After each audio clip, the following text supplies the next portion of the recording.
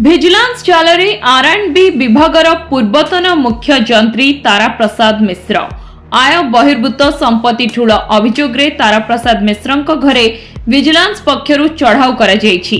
ତାରା ପ୍ରସାଦଙ୍କ ପୈତୃକ ଘର ସମେତ ଭୁବନେଶ୍ୱର, କଟକ, ଝାରସୁଗୁଡ଼ାର 9ଟି ସ୍ଥାନରେ ଏକକାଳୀନ ଚଢ଼ାଉ ହୋଇଛି। ଭୁବନେଶ୍ୱର ନୟାପଲ୍ଲୀର ଅର୍ପଣ ଆପାର୍ଟମେଣ୍ଟରେ ଥିବା ଘର, ଖଣ୍ଡଗିରି କସ୍ମୋପଲିସରେ ଥିବା ଫ୍ଲାଟ୍, ଝାରସୁଗୁଡ଼ା ଆସିଆନା ଆପାର୍ଟମେଣ୍ଟରେ ଥିବା 3ଟି ଫ୍ଲାଟ୍, କଟକ ଆଠଗଡ଼ରେ ଥିବା ପୈତୃକ ଘର ଓ ତିଗିରିଆରେ ରହୁଥିବା ସମ୍ପର୍କୀୟଙ୍କ ଘରେ ଚଢ଼ାଉ ହୋଇଛି। ଏହି ଚଢ଼ାଉରେ 12 ଜଣ ଡିଏସ୍ପି, 12 ଜଣ ଇନ୍ସପେକ୍ଟର, 16 ଜଣ ଏଏସ୍ଆଇ ଓ ଅନ୍ୟାନ୍ୟ ସହାୟକ କର୍ମଚାରୀ ସାମିଲ ଅଛନ୍ତି। ତାଙ୍କ ଭୁବନେଶ୍ୱର ଘରୁ ପୁଳା ପୁଳା ସୁନା, ହୀରା ଓ ରୂପା ଗହଣା ସାଙ୍ଗକୁ ସୁନା ବିସ୍କୁଟ, ସୁନା କଏନ୍, ଭିନ୍ନ ଭିନ୍ନ ଡିଜାଇନର ଦାମୀ ଘଣ୍ଟା ଏବଂ ବହୁ ବିଦେଶୀ ମୁଦ୍ରା ମିଳିଛି।